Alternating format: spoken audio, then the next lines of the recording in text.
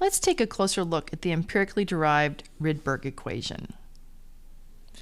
The Rydberg equation relates the frequency to the difference in integer values, in particular, the inverse of the squared of integers.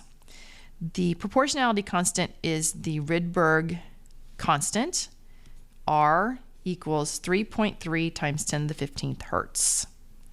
This empirically derived equation is very powerful because it gives a relationship and an ability to predict emission lines. Now, when using the Rydberg formula to either predict an emission line between two main energy levels, labeled N1 and N2, or to predict what the difference in the two energy levels is based on the frequency, you need to be careful to be mindful of the units. The Rydberg constant is in units of hertz. You can find different constants called the Rydberg constant, but you just have to watch out for the units. If the units are 1 over meter, then those units would be related to the Rydberg formula using something called the wave number, which is 1 over the wavelength. And it's nothing special other than it's the Rydberg constant divided by the speed of light. All right, so the Rydberg constant, if it's got the units of wave number, it would have been the original Rydberg constant divided by the speed of light. Another very useful form of the Rydberg equation is the change in energy form. This particular equation we use when we're thinking about the difference in energy between the different shells or main energy levels in an atom. And so the N1 and N2 in all of these equations, it doesn't mean that you're moving from shell 1 to shell 2. It means that this is where you're starting. This is the starting shell, and this is the ending shell. And you could be absorbing light, going from a lower to a higher, or emitting light, in which case you'd be going from a higher to a lower. It doesn't matter. Sometimes it's better to think of this as initial and final rather than 1 and 2, so you don't accidentally confuse yourself as to where you're going. Finally, in this case, the proportionality constant is HR. H is Planck's constant, which we've talked about before. And so Planck's constant, remember, has units of joule seconds, times the Rydberg constant has units of hertz, or 1 over seconds, and so that gives you the energy unit. So you just want to be mindful of which equation you're using when you're solving a Rydberg type problem. So let's just take an example and use this equation.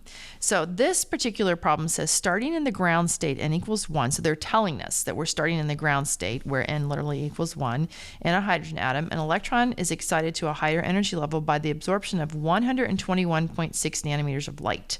What is the final energy state of the electron? So in this case, I'm going to go ahead and I'm going to think about what I'm doing. So what I'm thinking about is I've got an electron, and I think I'll draw a Bohr model of an atom. So I've got an electron and it's in the n equals 1 energy level. We'll just say this is n equals 1 energy level. And I know it's going to absorb light. This is a terrible drawing, but you get my point. And the electron is going to move from n equals 1, which is this first shell, up to a higher energy level that's allowed. Maybe it's energy level 2, or maybe it's going to go all the way up to energy level 3, or out to energy level 4. I don't know. That's what I need to figure out based on the amount of energy associated with this amount of light that is absorbed. Okay, so I'm just going to recall the Rydberg formula. The one that I always remember is the frequency one, so that's the one I'm going to use. It's the frequency equals R, the Rydberg constant, times 1 over n sub 1 squared, which is initial, minus 1 over n sub 2, the final resting place of the electron in this case, squared. Sorry, that's a squared. Alrighty, and so the Rydberg constant that I'm going to be using is going to be the one in units of hertz, which is 3.3 times 10 to the 15 hertz. Okay, that's the constant that I'm going to use right here. Now, I want to use frequency, but I was given the wavelength of light, so I need to convert this to frequency before I can actually employ this formula. So I'm going to do that right here. I'm going to convert this right here to frequency, and I'm going to remember that the speed of light equals the wavelength times the frequency for any electromagnetic radiation. And so the frequency then is going to equal the speed of light divided by the wavelength. And so the frequency is going to equal 3. We'll let 3 times 10 to the 8th meters per second be our speed of light, divided by the wavelength here is 121.6 nanometers.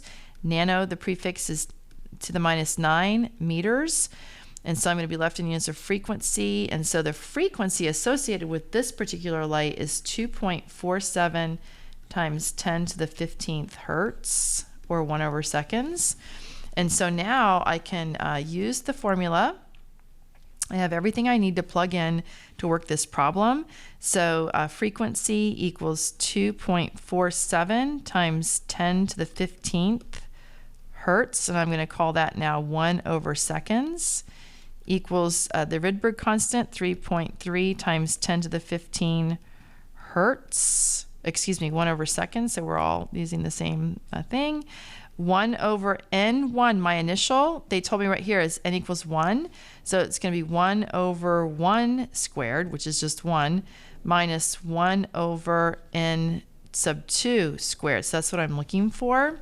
So I'm going to solve this problem. I'm going to divide both sides by the Rydberg constant, 3.3 times 10 to the minus 15th. So I'm going to divide both sides by that. And when I do that, I'm just going to say r, because it's this thing right here. I'm going to rewrite it. Divide both sides by r, which is 3.3 times 10 to the 15th. And I'm going to get a number which is 0.7485. And that's going to equal 1 minus 1 over, we'll just call it n squared, drop the 2 just for clarity. I'm solving for this particular final value of n. Where did the electron end up when it absorbed that much energy associated with that particular frequency? And so I cannot take the square root of a negative value, so I'm going to say I'm going to bring the subtract 1 from both sides. Okay, so it's going to be minus 1 and then minus 1. All right, and so that's going to be equal to negative 0.25 is equal to 1 over n squared, and it's actually a positive 0.25, excuse me. And so that's 0.25 divided n squared. And so if I take the inverse of this, 1 over 0.25 is 4. So n squared equals 4. Take the square root of both sides, n equals 2. So the answer here is that when the electron absorbs about 120 nanometer wavelength of light, the electron moves from the ground state n equals 1 to the n equals 2